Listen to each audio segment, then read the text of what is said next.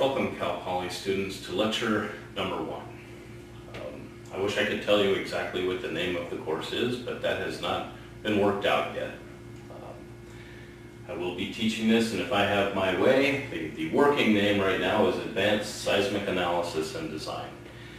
I'm working with Al Estes to figure out where best this class fits. Right now it is looking like it will be a master's level course, and I'm excited about that. Hopefully some of you taking this course have already taken my pre-stressed concrete course at Cal Poly. If you haven't, I hope you will the next time it's available.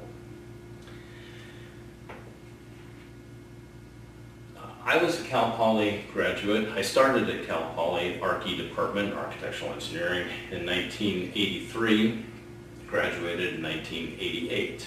At that time, when I graduated, this was the code. The 1985 Uniform Building Code.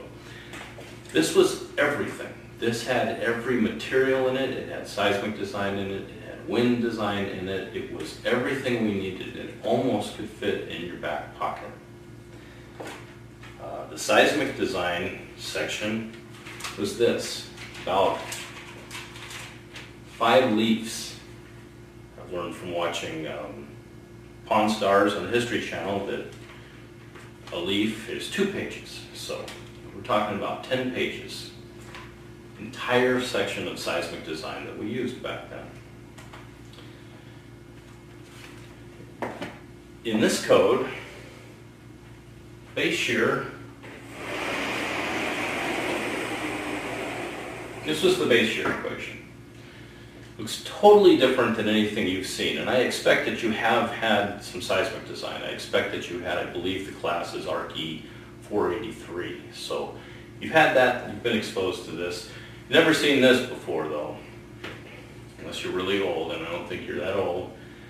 This was the equation that we used for base shear, and it looks like it is an entirely different approach to seismic design and base shear based on what you know now, but let's look at it.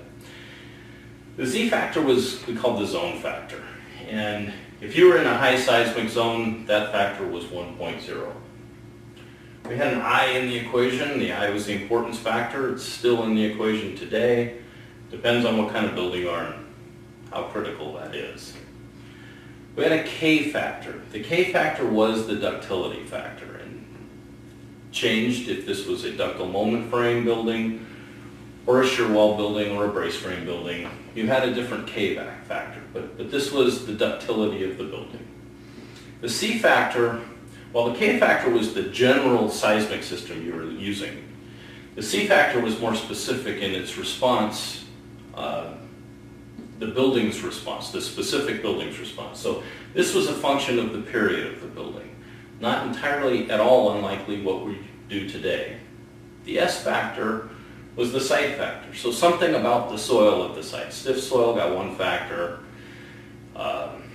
loose soil got a different factor, but basically the same exact things that go into the seismic base shear calculations today, we've always had in there. And by the way, I could put up numerous iterations of changes that have happened in my career from this equation to the one we use today. And each one looks different, and each one looks like they're doing something dramatically different than the previous one until you dive in and find out they're actually doing exactly the same thing. Something about the site acceleration, something about the importance, something about the ductility, the structure's response, its period and its response to all this other stuff and the soil. So never seems to, what appears to be dramatically different and change isn't really change at all. There are improvements, and I'm happy with what we do today and with what I'm going to teach you, but I just want you to know that 30-something years ago when I was sitting in your seat, we were doing very similar things, just very similar concepts. Just so happens, in this book, in the book that you have, and I need you to be following if you're my Cal Poly student, we have developed 2 different buildings at 2 different sites. One is a concrete shear wall building in Los Angeles, very high seismic response values at that site. The second is a 5-story steel office building in San Luis Obispo, which has much lower geotechnical parameters for earthquakes there. And we will take these two examples through our book and do examples of everything that we want to teach, everything that I want to teach you. I don't know how many of both examples are going to make it onto the board, but they're in the book. So side by side, you really have the same, whatever we're doing for the steel building, we're going to do for the concrete building all the way through the book. What's interesting is that this value is typically 1 if you were in a high seismic zone. Importance factor, typically 1 for most buildings. The K factor for the shear wall building, the concrete shear wall building that we are going to use as an example, was 1. You can kind of see where we were going back then. We like the 1s in the equation. A big long equation, but every number tried to be 1. Life was easy back then. We just rode our horses to school, jumped off, and did simple equations. The C factor was a function of the period and had a calculation involved with it. But the combination of C times S didn't need to be greater than 0.14. So we would often just use it as 0.14. So this equation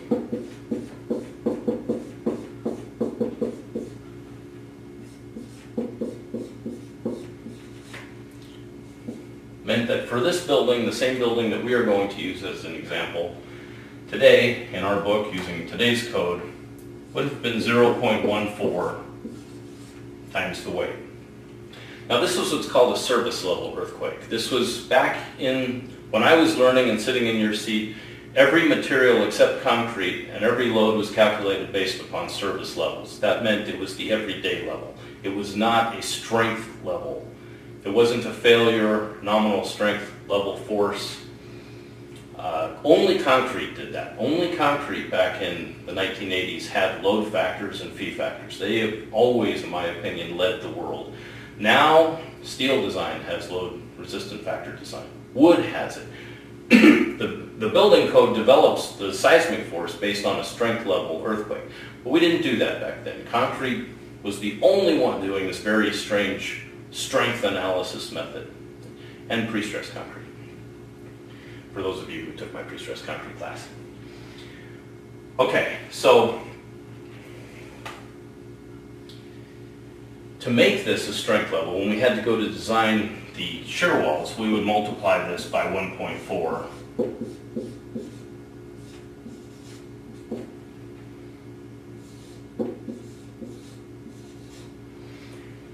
Our base shear, way back when, would have been 20% of the seismic weight of the building. You're actually going to see that for the example that we're doing of this same shear wall building in Los Angeles, we're actually going to come up today with a lower base shear. So we haven't gotten necessarily more conservative. Hopefully we've gotten more accurate. That's always up for debate. But even back in the 1980s, we were going to design for not a completely different base shear than what we design for today. And sometimes this was higher than what we are going to do today. And I have a very realistic example in the book that's going to demonstrate that. We're going to do modal response spectral analyses by hand in this class. You're going to do them two-dimensionally. And you're going to see that when we included higher modes, buildings with higher periods, we have to, the upper levels get affected by that. And I don't want to ruin the surprise now, and hopefully you've seen some of that already. We understood that back in the day. We used an equation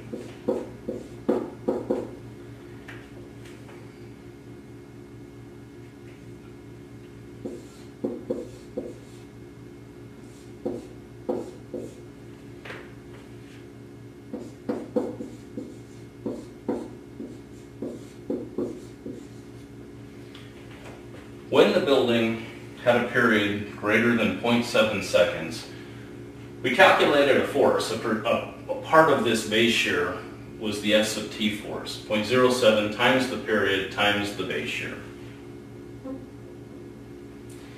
And that force just got applied at the very top of the building. You just took part of that base shear, and we distributed the vertical base shear just like we do today, very similarly, but to account for the higher mode effects, we just took part of that base shear and just put it right at the top of the building.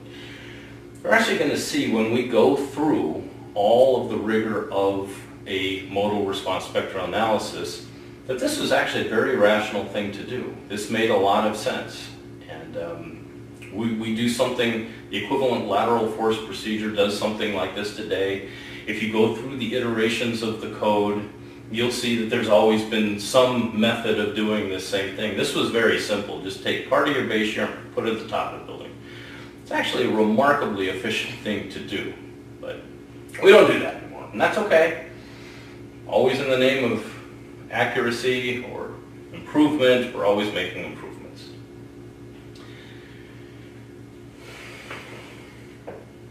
I showed you that this was the one and only code required to really do everything. And I'll be honest, I want to be fair. We had an ACI 318 that we would refer to, which was kind of the same thing in here with bigger font and a commentary. The National Design Standard for wood, you could go refer to that.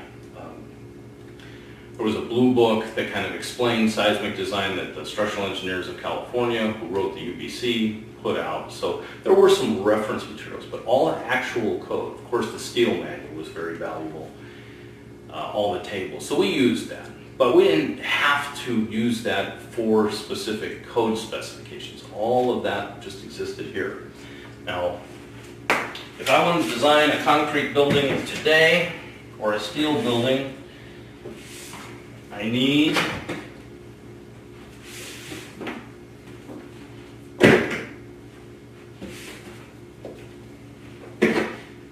in reality, this is volume 2 of 2, California Building Code, ASCE 7, Steel Manual, and the ACI code. I actually have to have all of these within reaching distance of wherever I'm designing if I really want to design everything. So codes have expanded dramatically in size and volume. I think part of what I want to do through this course is show you that even though that has happened, very little in the theory has changed, particularly with seismic design. And I think I demonstrated that in the pre-stressed concrete class too, that in my 30 plus years of experience, my career, codes look different, equations look different. The basic theory of both pre-stressed concrete and seismic design has changed very little. They just try to look different. And maybe that's why those are the two things I understand well, is that they really have not changed much. So, two things will likely happen in my lifetime. And one of those things, I believe, is already happening. The first one, and everybody's aware of this, is of course the zombie apocalypse. When exactly that's going to happen, we're not sure, but it's coming. The second thing is a takeover of humanity by machines. We've heard of both of those things. There's a story by a pig farmer about how he domesticates wild pigs. The pig farmer lives on a big ranch, and there's a trail that the wild pigs run through. And they're on their way to hunt, they're on their way back, but they run through his property. One day, he goes out, and these pigs are smart. They are strong specimens, they're smart, they know how to run, they know how to outsmart their prey, they're terrific hunters. They're truly on top of their game, and if they're not, they don't last long. They become pork chops for somebody else, some other animal. So the farmer puts some feed out next to this trail, and the pigs are running by, and they smell it, they stop, and they eat it. They realize that they don't have to go hunting that day. They've now eaten, so it's a good day. Go back and take the rest of the day off. So now before they go out and hunt, they go by the same spot to see if maybe there's feed out there. there is again, the farmer's put feed out, but he's also put one other thing out there. One side of a pen. Just one side though. And the pigs are a little bothered by this, they're a little freaked, but there's that food again. So they're gonna go eat it. And they kind of ignore the one side of the pen. Farmer waits now, and he makes them go and do their regular hunting, which now all of a sudden doesn't seem as much fun as it used to. They kind of like the idea of just going and eating that feed and going out and having to hunt and forage and find some prey and out with that prey and know where they're going to be. Not as much fun as it was to just go and eat and take the rest of the day off. Farmer lets them think about that, then puts some more feed out and a second wall, a second side to that pen. This scares the pigs again. They're feeling a little claustrophobic about eating in this area, but they just can't resist the allure of eating that food. You can see where this is going. The pigs decide they like this option. The farmer has now built 4 sides of a pen, and he's got a gate. And those pigs will wait outside that gate to be let in to that pen to eat that food. Now, what did the farmer do? The farmer convinced the pigs to voluntarily give up their freedom. The pigs, which were fantastic specimens, very strong, decide that it is better for them to eat this feed. It's easier, but then this pen that terrified them initially becomes their safety net, becomes their safety zone. They actually feel safe in this pen. Their muscles atrophy, they get fat, even fatter than I am. Eventually, they get slaughtered and become bacon, but until then, they wallow in their own filth. That's how they spend their days, getting fat, muscles atrophying, and basically depending entirely upon this pen and the farmer for safety. They get to the point that the thought of even going out into the wild and having to fend for themselves becomes a terrifying thought. So even if that gate is left open, they're staying in that pen. They're not going anywhere. They've got it good. But the really critical thing is the farmers convince them that they're safer now by voluntarily giving up their lifestyle, who they fundamentally are. They're safer. They've taken that deal and they actually agreed voluntarily to do it. Now, zombie apocalypse. I don't think the zombies are that smart. They're pretty much have one single plan. They're going to just rise up and eat everybody's brains. So that's one plan. Not a terrible plan if you're a zombie, I guess, but not particularly a clever plan. Now the machine takeover. I personally believe the machines are a little more clever than the zombies. If the machines could learn from that pig farmer,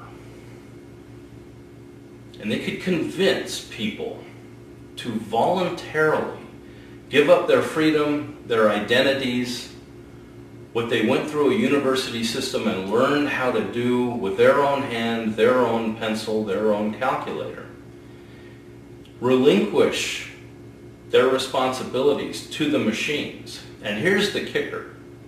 If the machines could convince those people that this was the safe way to go, that this was a safer way. You're actually, by relinquishing your responsibilities and not doing your work, you have made society safer by relying on the machines instead of yourself. Heck, we should be getting some type of award and plaque for not doing our job because we've become such great humanitarians. We're doing the safe thing. So those people, just like those pigs, who were trained on top of their game, firing on all cylinders, if the machines could figure out how to get them to want to use the machines instead, well, the machines would win, and the takeover would become complete. The scary thing is those people who were trained and so sharp and fired on so many cylinders would eventually, just like those pigs, become absolutely terrified about having to do it themselves, do those calculations, those analyses themselves.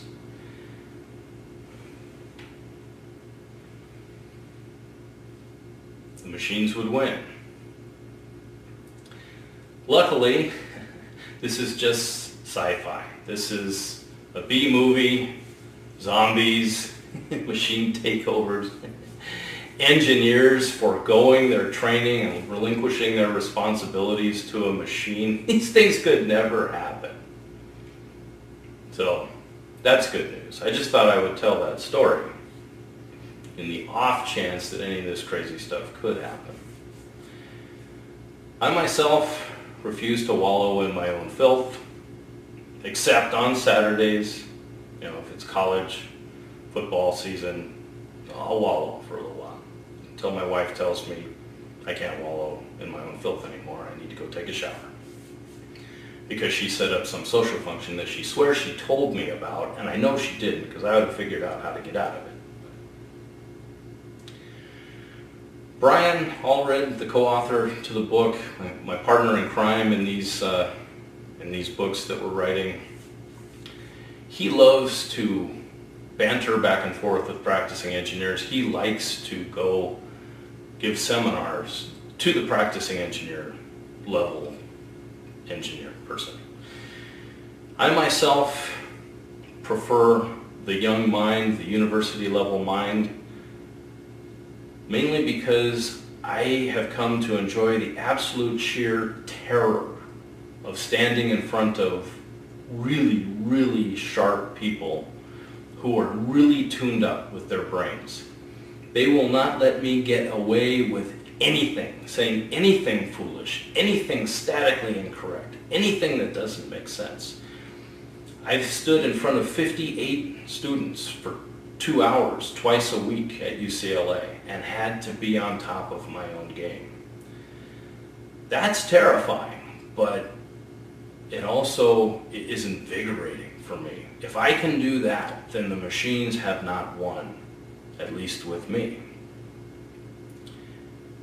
Now, the purpose of this book and the reason that I want to jump in my airplane and fly to San Luis Obispo 2 quarters out of the year on Fridays is that I have a vision that I think may be a little bit different than some others. The world has gone three-dimensional, and the machines have us believing that that is the only true safe way to do anything, in spite of the fact that for decades, actually hundreds of years, we've been doing the same things and our analysis has largely been two-dimensional. We are now being convinced that unless we do something that we can't do by hand, unless we do an analysis that we physically cannot do, have never done, and nobody has ever done, then it's not safe enough. Machines are smart. The machines and those pig farmers. My vision is that, yes, we're in a three-dimensional world. I'm not denying that. I'm not going to stand here and try to say that times were better before all of this. These are very sophisticated and impressive computer software programs. But in my opinion, you cannot truly understand three-dimensional behavior, design, analysis without first completely understanding two-dimensional behavior, design, and analysis. That's why in my pre-stressed concrete class, we by hand do a two-span, indeterminate, with columns, design of a post-tension concrete beam, and every step along the way is done by hand. We are effectively going to do exactly the same thing in seismic analysis in this class. You will do basically everything by hand, except for the eigenvalues and eigenvectors. In that case, the machines have won. I give up. No way I'm going back to doing eigenvalues and eigenvectors ever again in my life. I did that at Berkeley and some at Cal Poly, and that's not... I love the machines when it comes to that. So, that's what we're trying to do here. I am going to show you, call it old school, call it what you want. We are going to dig in and thoroughly understand by hand seismic analysis and design in this class. We will do modal response spectrum analysis two-dimensionally, but we will understand every step of what we're doing. Participation factors, participation functions, mass participation, distribution, modal combination, all by hand.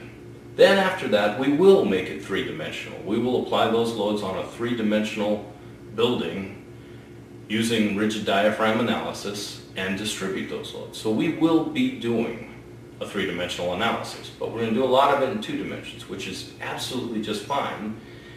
And the machines may not want you to know that, but it's completely justifiable. It's completely legit. And that's what we're going to do. I have one story that I want to tell you. This happened recently and it's on my mind, and that's why I want to talk about it. We were asked to do a peer review of another person's post-tension concrete design. We came up with dramatically different results than they had. Our design said their stresses didn't work, didn't have enough rebar, their moments were off. Something was definitely different between our two designs. And I went to the meeting, and by the way, this isn't the first time I've had this almost exact meeting, probably not the second time, but the meetings go like this, all of them. It's explained by the other engineer to everybody at the table that I'm a Neanderthal. I use an antiquated program that my father wrote to do post-tension concrete design, and that the world has passed me by. They are using three-dimensional analyses, a holistic building approach, does everything, models everything at once, click a couple buttons and everything is done for you. And I said, okay, I will admit that software is very sophisticated. Ours, I can do every single thing in it by hand. I can do two-way flat plates by hand. I do them and they're in our book. One-way slab design, easy in the book.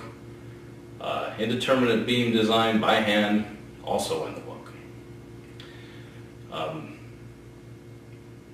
They explain that their holistic model is better. And I say, okay, let me ask you this. Is that floor that you're designing that 45,000 square foot floor, is that built at once? They said, well, no, of course. We build inside, our contractor is going to build about 16,000 square feet, 15,000 at a time. I say, okay, but you're going to finish that, you're going to stress it, and you're going to strip the forms in 4 days. So that section of building is the only thing that actually exists. You say, well, okay, I see where you're going with this. Yeah, no, you're right. So your analysis had 45,000 square feet, but what got built was 15,000 square feet and stripped and has to stand there. So we get to the point where we concede that both of our analyses are really not affected tremendously in an area by anything that's happening 120 feet away. Okay, we come to that meeting of the minds. So again, their theory is that our software just doesn't work correctly, and we're getting incorrect answers while they're getting much more accurate answers. Their design says it works, ours say it doesn't work. I asked this then, okay, does your design assume that the levels of the building, the columns, their stiffness, and the levels of the building exist in your model? They say, of course. Again, we're a holistic model. We have everything built. The analysis of the design of any floor assumes everything else is there. I said, okay, let's think about how the building is built. When you pour a floor, stress it and strip it, are the columns above there? Do they exist? Do those floors exist? They said, well, of course not. That's not how buildings are built. And I say, exactly.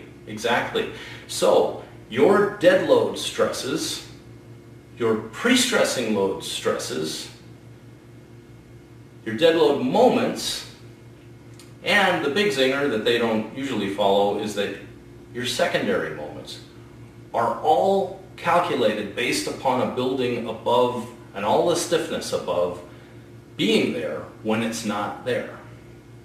Our program doesn't do that. Our program for initial dead loads, concrete loads, stressing, and secondary effects correctly calculate all of those without the upper columns and their stiffness being there. And that makes a dramatic difference in flat plate design. It makes a dramatic difference in beam design.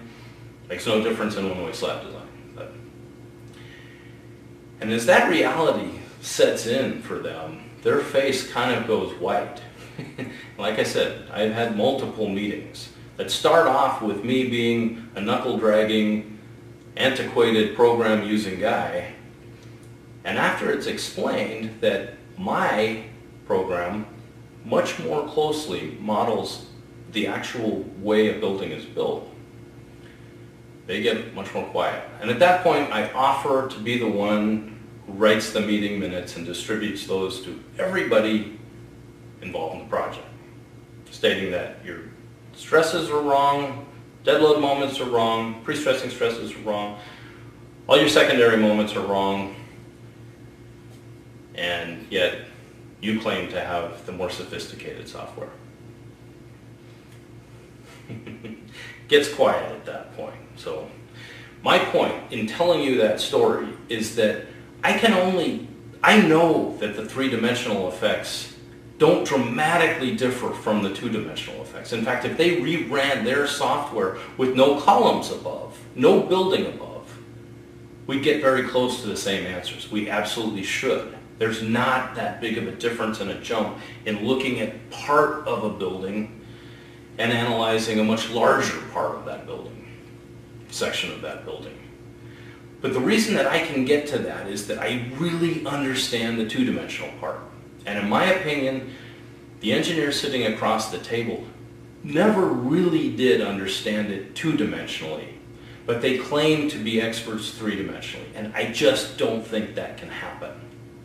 So, I'm teaching pre-stressed concrete, and I'm teaching seismic design. I'm teaching them from the basics. We're going to do all the hard stuff and all the theory, but we're going to do it two-dimensionally, and then we will talk about how that extrapolates three-dimensionally. And I think at that point, you'll see it's not a huge difference. And once you completely understand it two-dimensionally, then I think you can go out and use the three-dimensional software that exists. As long as you keep going back to your Dirk Bondi notes and remembering what you did two-dimensionally. Okay. UCLA taped my pre-stressed concrete class, and the deal was that was through Brewingcast, and I wanted those videos available to the whole world. That was part of what they asked. You had to fill out a form. Do you want these private and closed? You want them available to everybody?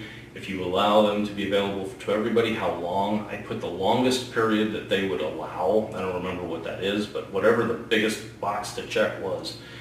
I wanted those videos to be available to anybody who wanted to see them. Strange thing happened. An Ivy League school was doing a similar thing. I believe it was Harvard or Princeton. They were putting class lectures online for free for anybody to watch. And strangely enough, a group representing the hearing impaired sued them, saying that it was not equal for everybody, that the hearing impaired people were at a disadvantage in watching these free videos from this Ivy League school. And they got sued. And that scared everybody, all the other schools, including UCLA, and they yanked all my videos off. So nobody's able to watch my videos through Brewingcast. And that was the deal I had. I wanted those available. But I had purchased them, so I put them on YouTube. Never thinking very many people would be interested enough in pre-stressed concrete to even take the time to click on a video and watch any part of it. But I have over, as of today, this is September 2nd, 2017, I have over 10,000 views of my first lecture, pre-stressed concrete lecture. And I get terrific comments, and I get emails from people. In countries where they say, and I'm going to try to keep myself together here, but in countries where they say they don't have access to the universities that the United States has, and they say their parents don't have the money, if they could get in, to even send them. So they thank me for the ability to watch these videos. take a real hard, cold-hearted person, and that would melt your cold heart to be reading some of these emails that I get. So that's been kind of a life-changing thing for me. So this class is also going to be on YouTube. I'm going to allow anybody in the world who wants to watch it to watch it. What I will ask is don't try to communicate to me through the comments in YouTube. That's the worst, least effective way to communicate with me. The best way to communicate with me